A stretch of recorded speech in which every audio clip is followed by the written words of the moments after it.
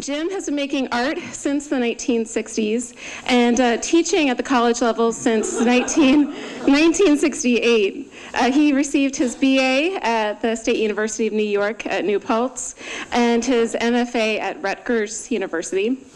He's also been very active as a gallery director, first at Green Mountain College in Vermont, where he also founded the Exhibiting Artists Federation, which is an organization that put together and circulated, I think, over 65 exhibitions in the 1970s. He then arrived at Gettysburg in 1982, where he also directed the Schmucker Art Gallery for 8 years and served as chair of the art department. Kerri Rosenstein met him when she was a student here from 1994 through 1998 and worked as his studio assistant for all 4 years on his Inverted Illusions body of work, and I think they'll talk more about that in a little bit. Jim is an incredibly prolific artist and has exhibited at more galleries and museums over the course of his career than I have time to name. I'd be here the entire hour if I had to list all the places I think Jim has shown. And while he's retiring at the end of the year, he hasn't stopped making new work. And I think this exhibition does not just look back, as a retrospective usually does, but really acknowledges the exciting new directions that his work is headed. Some of you, too, may remember Kerri Rosenstein, either from her time here as a student or when she was back here in 2010 for her show. And it's been so wonderful for me to meet Kerri and get to know her and have this opportunity to work with her again.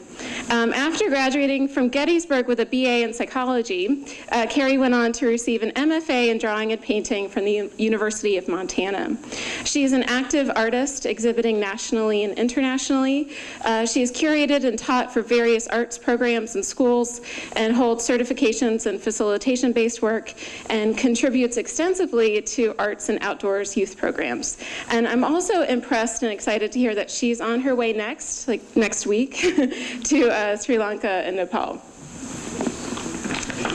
So, a couple more things to say. Okay, because Jim has been so prolific since the 1960s making art, Kerri has had her work cut out, selecting objects for the exhibition and writing the beautiful text in the catalog. So I'm going to turn it over to them now to talk with you about the show. We'll open it up for questions toward the end of the talk, but please join me now in congratulating Jim for a wonderful show and many, many, many years of great service to the college, and for thanking Kerri for being here today.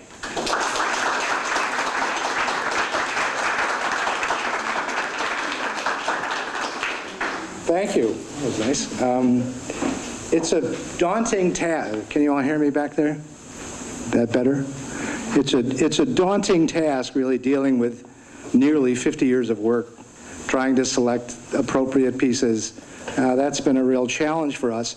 And it was a real challenge for me to try to figure out how in maybe 5 or 10 minutes to sort of give you a kind of sweeping broad view of what I've been up to.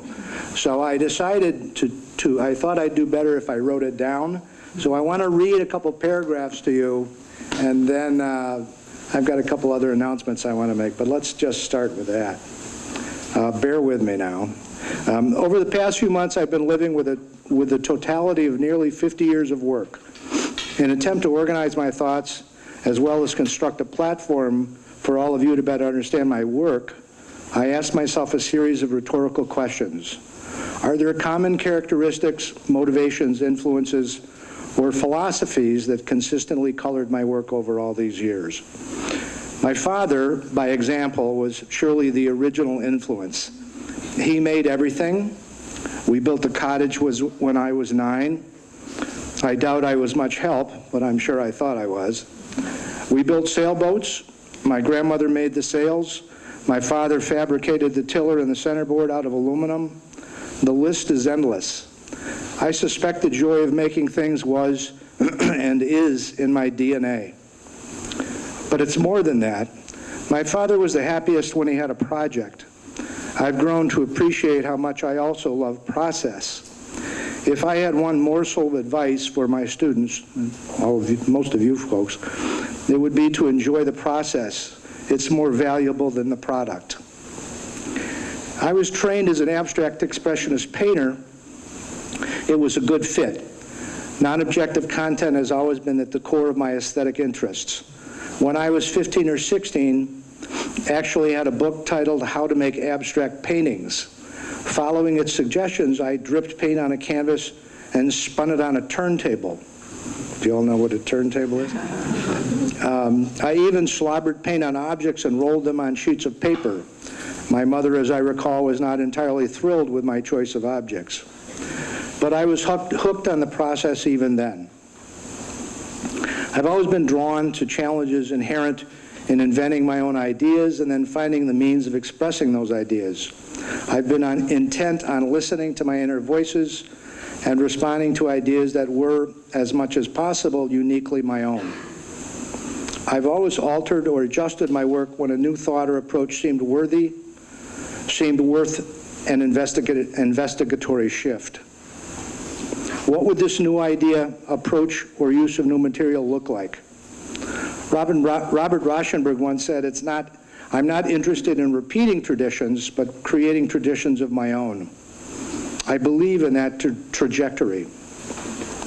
I've always worked at becoming an artist with as few identifiable influences as possible, but I would like to mention one. Jackson Pollock had a profound and liberating effect on my generation and me. It was not the work itself, but rather the gestural, intuitive, spontaneous process Pollock invented and legitimized. His work opened a huge door, no longer limited to what we see, but now able to respond to what we feel or what we invent. I think we all have shapes, forms, and other intertwining relationships that work for us. As a practitioner of non-objective principles and armed with a well-developed vocabulary of gestures and relationships of forms that I've developed over the years, I find most of my work is ferreted out relationships of shapes that isolated the resulting work from anyone else. I've strived to find imagery that I found interesting and emerged from the place within me. Enjoy. So, I hope that gives you a little bit of a basis for looking at the work. I think we'll probably end up talking about individual works with questions from you all. I think that'll be kind of fun, and I hope you'll all step up and ask some questions as long as they're not too difficult. At this time, I'd also like to say my older boy, Adam, is coming up from the city and has not made it, but Adam and Susan and Quinn, my granddaughter, are on their way. They'll be here this evening. I wanted to introduce people that have been really significant in this show, and first of all, my wife. Don't hide. My wife Jennifer is there, and without her, I don't know if I would be doing anything. So she's been a wonderful support. My son, Jason, would stand up. That's my younger son, who now lives in, probably gets the award for coming the greatest distance, I would guess, from West Hollywood, California. And arrived yesterday and will be here through Sunday. So we're certainly happy to have Jason here. As I said, Adam will be here later. And finally, let me thank some people that are maybe more directly involved in the exhibition.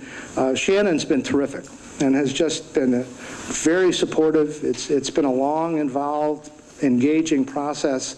And Shannon has been a delight and really helpful and had some great ideas and wonderful input, and I'm real appreciative. I want to thank Mark and the department, who have always been helpful and supportive, and that certainly is appreciated. And last but not least, Kerri's been unbelievable. When she had her show here last year, we began to discuss this possibility of a retrospective, and she said she'd be interested in curating it. I became interested. She was my student assistant for 4 years. She came as in the freshman year, she took my introductory drawing class. And early on in the class, she said, is there any work in the department that she might take on? And I said, well, why don't you be my assistant? And so she was my assistant for 4 years. We worked together very closely on a number of exhibitions, and she was terrific. I knew that we would be friends for life, and we have been. She's a wonderful artist in her own right, You can judge from the catalog her skills as a writer, fantastically able as a writer and as a designer, largely responsible for designing the catalog. And I don't know if we'd ever have gotten here without Kerri, so thanks a lot. Okay, let me turn it over to you. Thank you, Jim. And also, thank you, Shannon, and everybody else, and Jennifer and Mark and everyone who's made this possible. I, quite the contrary to Jim, did not plan anything to say, and much more of a wing it. And I feel like a lot of what I have to say is sort of in the catalog, too. And so just to kind of share with you some of those things, one of the most valuable things I think I can share is the power of collaboration. And as you're all here as students, as faculty, so invaluable to work together. And, you know, like Jim said, my freshman year, first day of drawing class, I went up to Jim and I said, are there, you know, any jobs? And he said, work for me. This was our first meeting.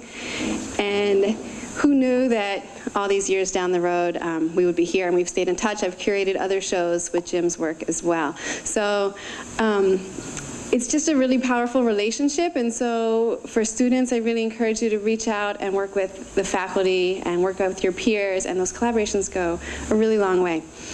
I also want to say, in terms of curating this, it was a super daunting task in that I was given hundreds and hundreds and hundreds of slides to go through, over 50 years of work, dating back to when Jim was an undergraduate student himself.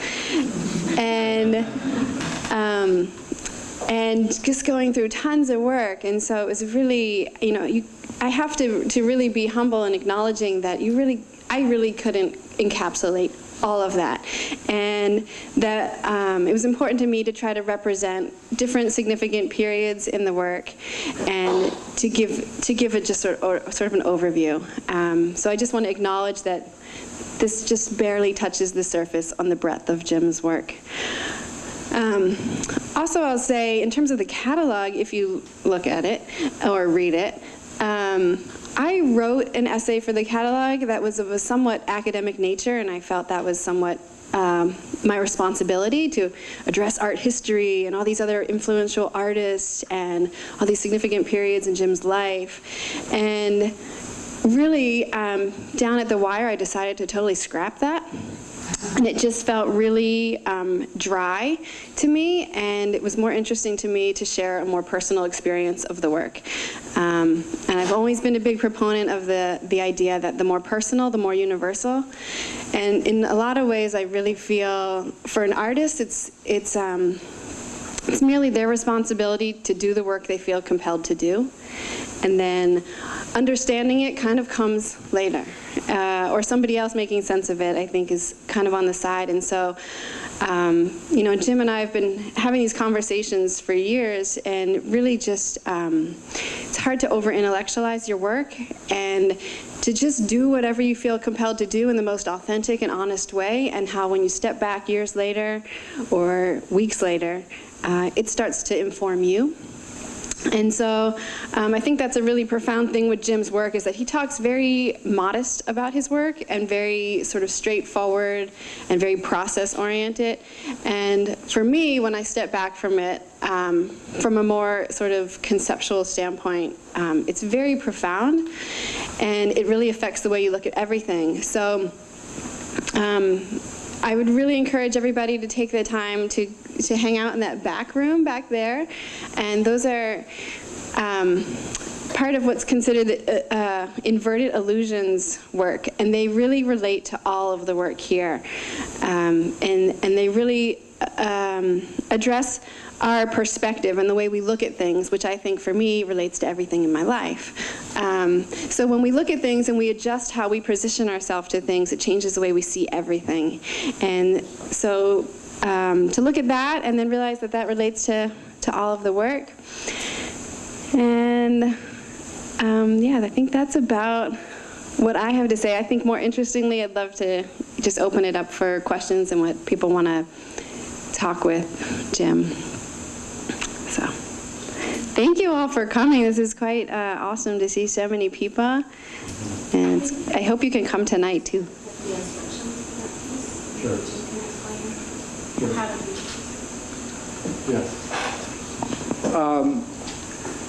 There are the illusion pieces that Kerri mentioned are on that black wall in the back. There's one here that is another one, and there's another one over there. Let me give you a little rundown on how to look at those pieces.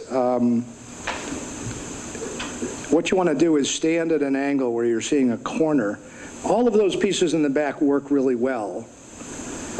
Well, I should say some are tougher than others. If I were you, if I were in your position, the first one I would start with is the little cube. You can't miss it. It's a cube. So, you know. So I would stand off to the side and look at it like this and close one eye and kind of blur your vision a little bit and invert it. You know how you can draw a cube on a piece of paper and invert it, turn it inside out? It's called a Necker cube. You can do that with that piece. So it might take a minute or two for you to get that and to sort of invert it, but it's not brain surgery, and it's also not an IQ test. So invert it, and then when you do that, when it's inverted, just slowly begin to move back and forth like this. And you'll see it begin to rock in an impossible way on the wall. And then when you feel comfortable with that, just, again, your eyes closed, just begin to move a little bit left or right, and it'll begin to follow you around the room. And so each one of those will do that. This one will do that, and this one will do that. Now, be patient with it. Don't let it intimidate you. As I said, it's not an IQ test. But I think if you follow those simple procedures, I think you'll find it enjoyable. Most of the time what happens is people are sort of going like this, like, what the hell, And then all of a sudden, it's like, oh, my God. You will. I would like to think that all of you will be able to have an oh, my God moment with those pieces in the back. That would be nice. And you'll know it when your friend gets it, because they'll go, oh, my God. So they're fun. They're really fun. We can answer questions about any other pieces as well. I think we should go back. This is too big a crowd. Do you want to try to? I think there are instructions. Yeah, that's right. On there. Yeah. There are a stack of instructions at the desk, and you can pick up one of those long cards and take it with you. Yeah. Too many people, I suspect, to fit in there at once. This one actually back here is quite easy to do as well. You can probably do it from about where Amir is. You can look at that one and get that one to work, I think, quite easily. So, again, don't be intimidated. And let me just say that it's worth the effort, So don't give up on it. Give it a few minutes, relax a little bit, and I think you'll have a really interesting experience as a result. Questions? Boy, we'd be sure happy to answer any questions. Hello? Anybody home? Amir? I was wondering about the work kind of existing between the two, being both sculptural yet hanging on the wall as if they are painting. And you mentioned your background as a painter, how you started, and then as the time went on, you turned to sculpture. So I'm kind of interested in that space in between the 2D and 3D that the work seems to be very much about. Yeah. Well, I was trained as a painter. I was trained as an abstract expressionist painter. I thought that was a wonderful way to be trained, but I did notice that around my senior year, I started attaching pieces of wood to the canvas. And I think when you start doing that, you may be a sculptor. Because for some reason, you're probably not real happy and real comfortable with flat two-dimensional space. That was me, I think. And so as I began to attach more and more wood, and it became further and further off the canvas, I began to think maybe I should be making sculpture. And so I began making sculpture. The illusional things were just sort of, I've had a lot of happy accidents in my studio. And I think one of the things that abstract expressionism taught us was to sort of prepare your world to create happy accidents, and be open to, having those happen and then respond to them. Recognize when it happens. I've done a lot of work, basically based on some kind of real strange, unpredictable thing that happened in my studio. I went a little far afield of your question, I fear, but go. Other questions, anybody? Yeah. Yeah, now I don't hear very well, so could you stand up and really shout? Was your work influenced at all by like the movements going on in the 60s, like your participation in the demonstrations and protests? By what? Like, was your work influenced at all by your participation in protests? Oh.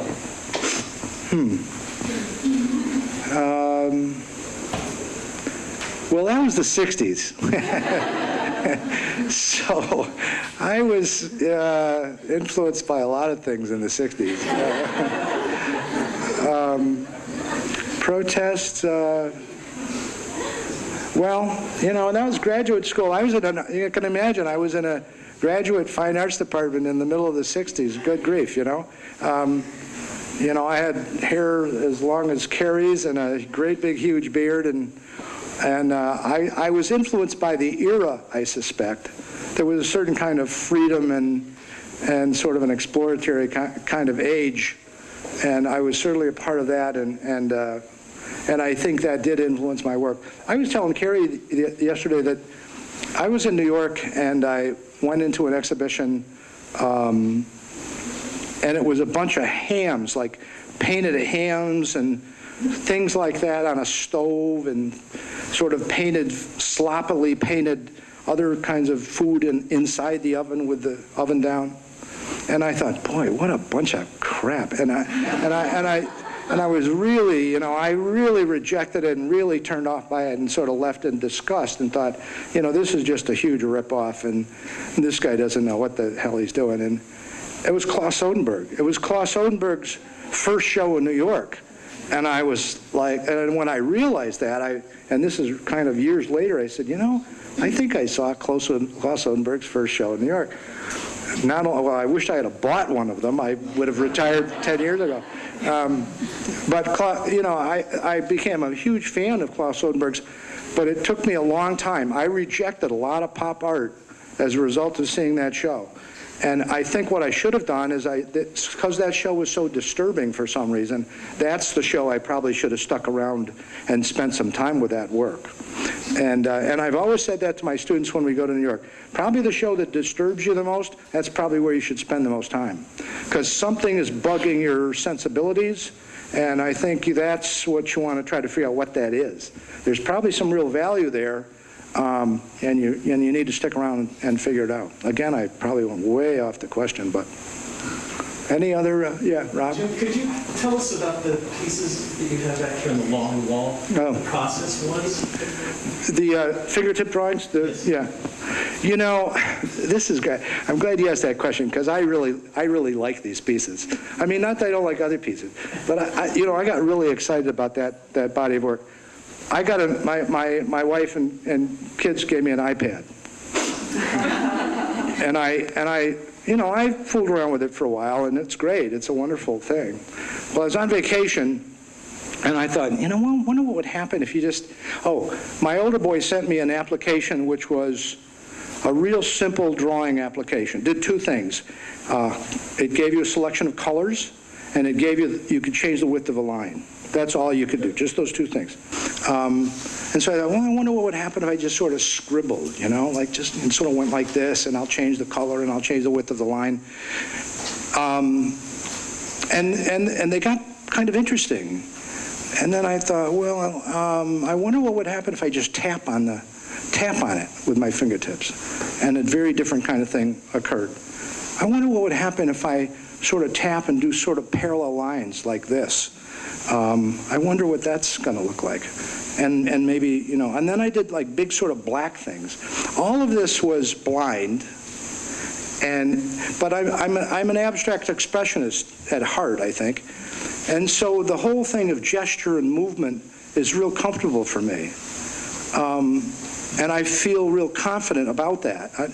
So I think that I think that's really well developed in my vocabulary. So you know, I did all these sort of different kinds of changes with movement and gesture and changing the options as limited as they were. And that's the result. I mean, I also thought, what if Jackson Pollock was given an iPad? What would he have done?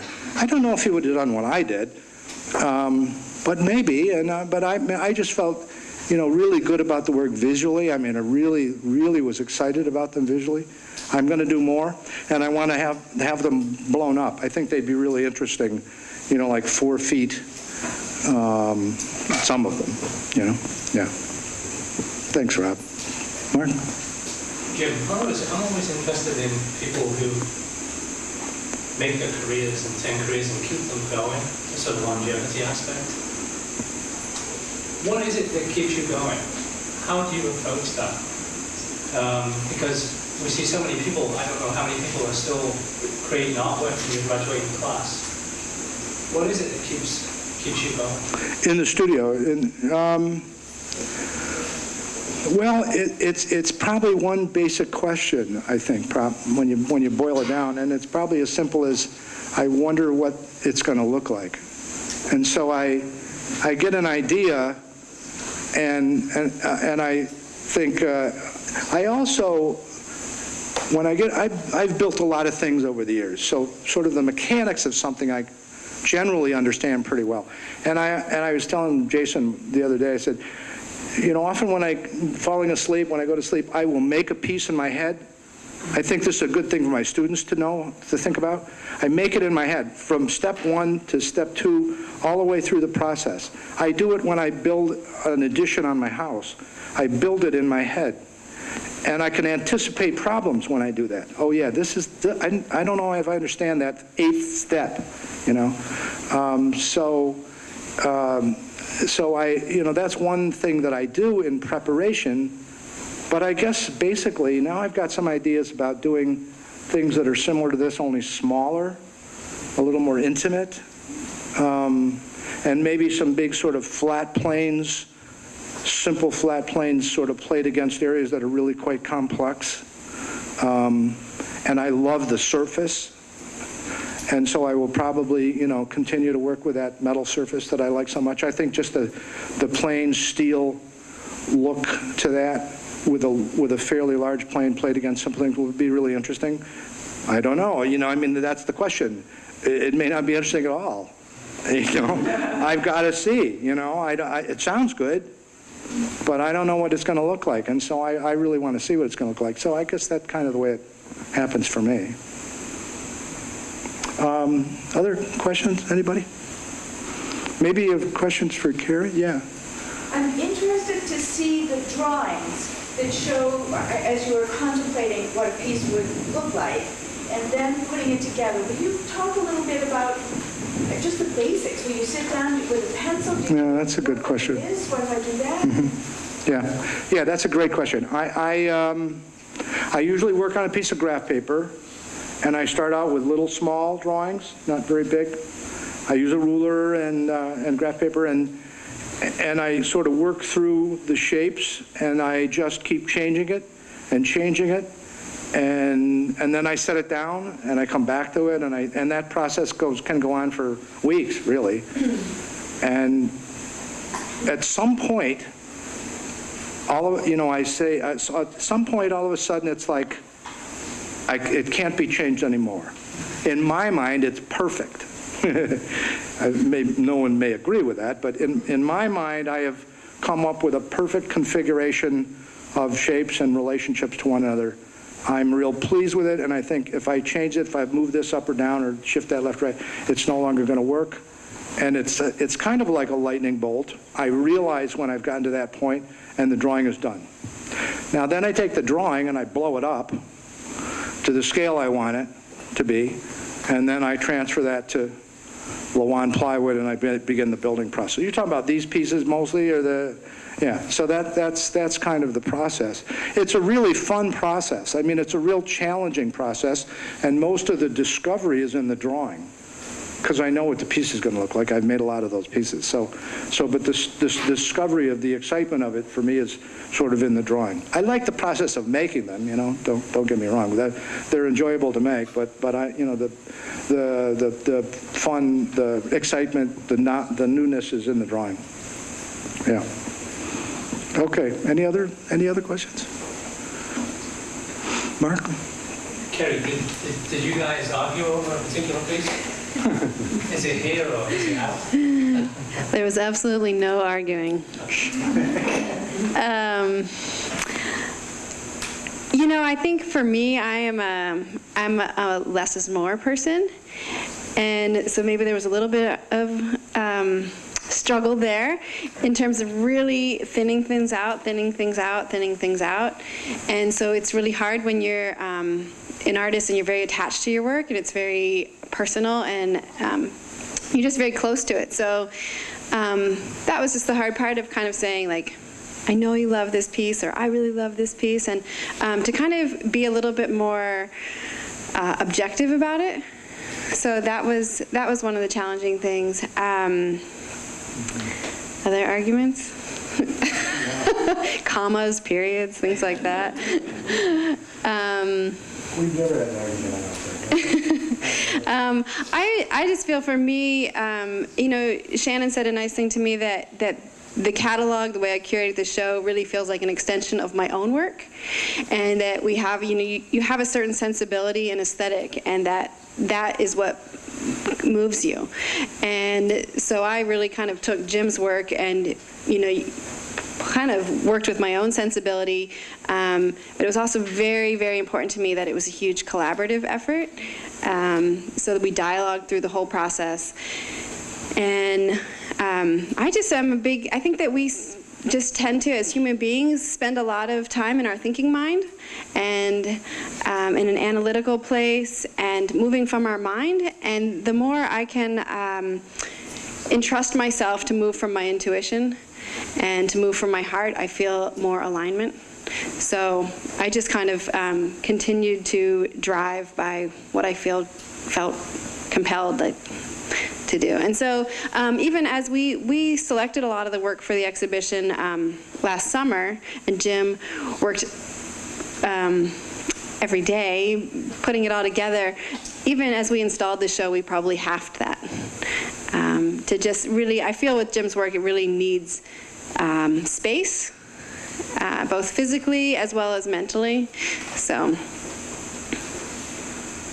yeah. Shannon and I had some arm wrestling bouts, but she always wins. I have a question, sort of for Jim and Kerri. So I'm curious the degree to which, Jim, you feel like you're seeing yourself through Kerri's eyes with this exhibition, and if what you feel her sensibility of your work is, and the whole process of doing a retrospective, seeing your work through a different set of eyes, will that impact where you go from here? Has that shifted or changed your direction in any way? I think probably not so much, the last part of that. As far as seeing it through Kerri's eyes, that's a tough one. You know, I'm thrilled with the look of the exhibition, and I think from my reference of looking at 30 years of exhibitions here, it probably has the most space around pieces that I remember. Most of the time, my inclination would have been probably to put more pieces in. And I have to say, in my heart, I was probably thought there might have been more pieces. But I really trusted Kerri, and I really wanted to see what she was going to do. I mean, it was really smart of me to trust her with the catalog, because I thought that was exceptional, and her writing was exceptional, and the design was exceptional, and so I you know, that was well placed, and I thought it would be well placed here as well, and in the end it was. I mean, in the end, when I looked at the work, I've said to Kerri, I said, you know, this to me looks like an exhibition you might have seen in Chelsea or the Soho. I mean, it seemed to me that well, I'd like to think it's the work, but, you know, there was sort of an elegance to my sense of the exhibition, and I just thought it was beautifully conceived. And I don't know if I totally trusted that in the beginning. I mean, I trust Kerri. And so I said, look, you've got this vision. I really want to see what it is. And so here it is. And good thing that trust was well placed, I think. So. Oh, yeah. Well, thank you for that. I also want to share, in regards to that, I have known Jim since 1994. And I will say, in working together on this exhibition, I feel like I've sort of seen Jim really kind of come to life again. Not that he ever went to sleep, but it's like a new life has emerged, and I don't, that he knows that or feels that or sees that, but his excitement about his own work and just a new energy, a new direction, I have really seen. And so that has been really enriching for me. And then I also just want to share, I've never curated a retrospective, so it was, I felt a huge responsibility in that regard too. And I am a big cyclist. I love cycling. And I have a good friend from Gettysburg College who bicycled from the top of Alaska to the southern tip of Argentina. And by herself, for the most part.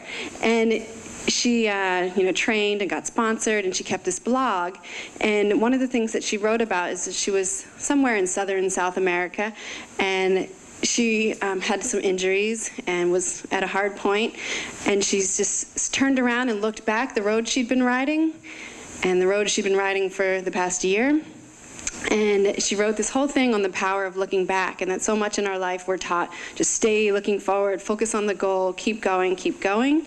And she wrote about just the power of looking back, and that made such an impact on me and in my life. And it's been interesting just doing this show with Jim, him looking back over not only his artwork, but his whole life, from when his children were born, back to when he was an undergraduate student, like really reflecting on his childhood. And we've had a lot of dialogues, and yeah, we couldn't include all of this in the catalog or in the show, but we've been having conversations back to when Jim was a child. And to see that looking back actually becomes this trampoline in terms of propelling one forward. So that has been a really profound experience, I think, for both of us.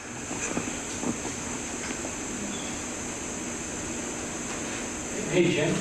Yeah. I'm sorry, I'm sitting down. I'll stand up. When you do look back, when you go into the studio or when you're looking back here now, are the things in the 70s, in the 60s, they're still relevant to what you're actually doing over here on the wall? Mm-hmm. I know you mentioned the abstract expressionist in you, but are there some very scary similarities? Are there things that say, wow, I haven't gotten very, very far, I guess, in a sense? Does that make sense? Yeah, I guess I don't think about that too much. I think I try to. I'll tell you a story. When I got out of graduate school, during graduate school, I was at New Brunswick, so we went into the city a lot. And I was real influenced by what I saw in the city. I really liked a lot of the work I saw. And when I came back, I would see little bits and pieces sneak into my work. And I felt somewhat eclectic and also somewhat unoriginal with what I was doing. And I really didn't like that. And I've always thought as a student that's okay. I think you can learn a lot from ripping off other artists. I think it's okay as a student. But I think once you get out of school, some things said to me, it's not okay anymore. Now you're a professional, you need to begin making your own decisions. And I found that very, very difficult. So I began making some really nasty work. And if you look on the catalog, there's a rather organic, visceral-looking piece toward the end of the catalog. And that's part of it. And I began making nasty work because I wanted to get rid of all of the people that I thought I was making my work for. If I can make stuff that I can stand up for the work and people don't like it, does this make any sense at all? Then I can sort of become my own person. And so I made that body of work. It was really aggressive, and really very much a put-off kind of thing. It was shock value kind of work. And it freed me. I mean, I think after that, it was like, I don't want to be too nasty about it, but I really don't give a damn what other people, I was comfortable in my own skin.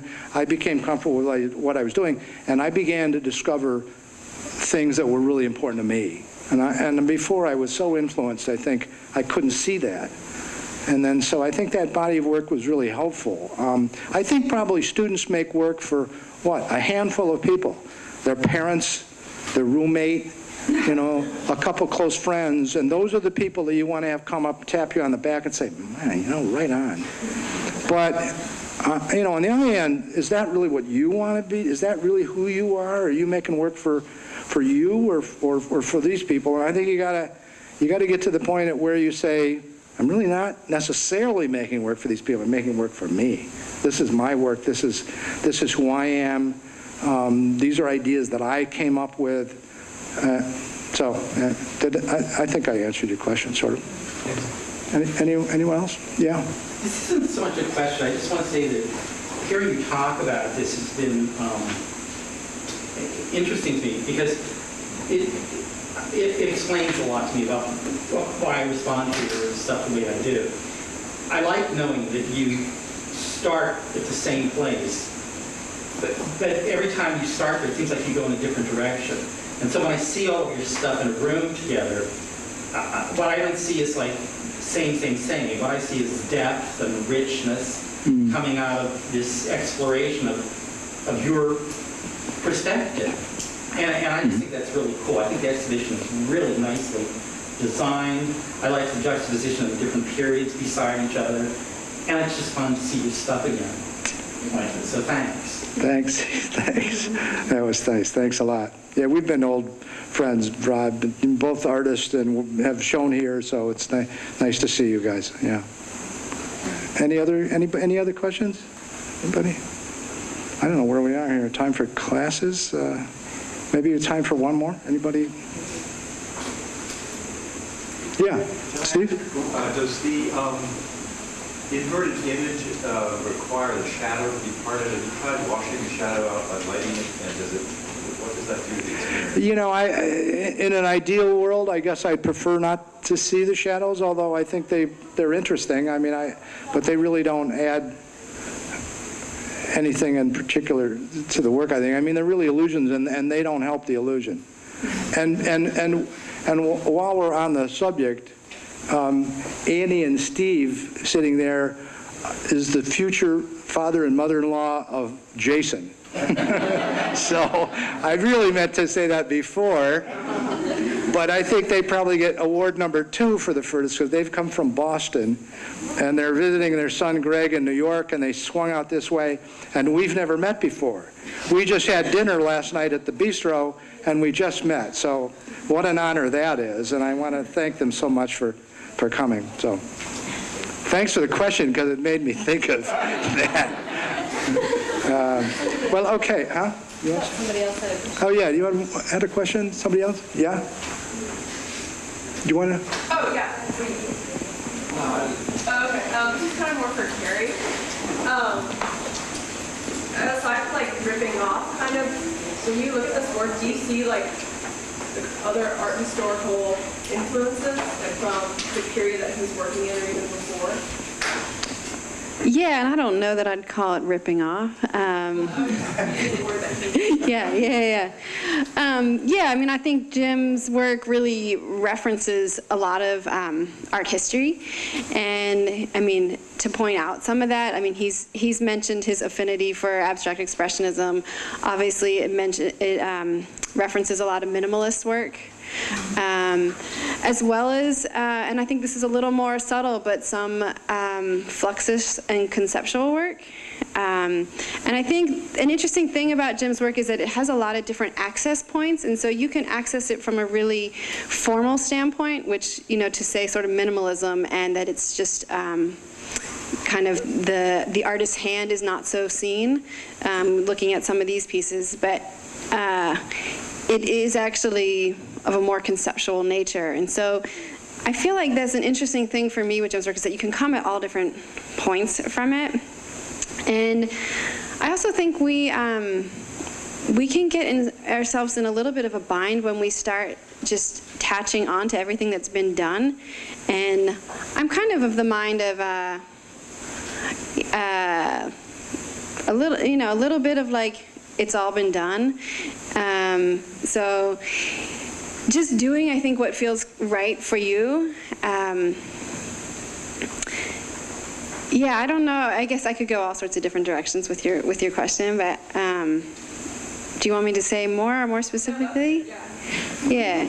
So, and I think, it's been an interesting thing. Jim has talked a lot about that. He often feels like a lot of his work is really sort of disparate. These kind of like really different bodies of work, where I've come to see this real consistent thread, and it's kind of the more I go into any sort of body of work, I start to see the interconnectedness of all of them, that it's really about perception and about relationships, and how, and that as a sort of experiential thing. So when I start to look at the illusions and I start to see them flip, which I was saying to some of the gallery attendants yesterday, that next thing they know, like, people will be hanging out here on Friday night because you get this like trippy experience. It's totally pure and natural. But you start to look at that, and then you start to look at some of these pieces differently, where I start to move around them and see how the different shapes and relationships interplay. And then I look at like these drawings on the wall here, start to look at relationships, and I start just finding it all really engaging and interwoven.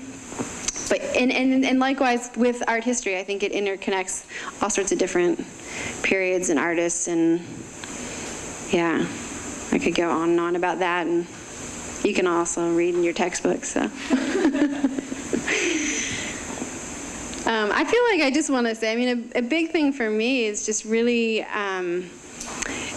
feeling like, in terms of other artists and whatever sort of work that any of us are doing in the world, to just keep it real and do the work that you feel compelled to do, and that really will kind of create the alignment and the guide to for it making sense.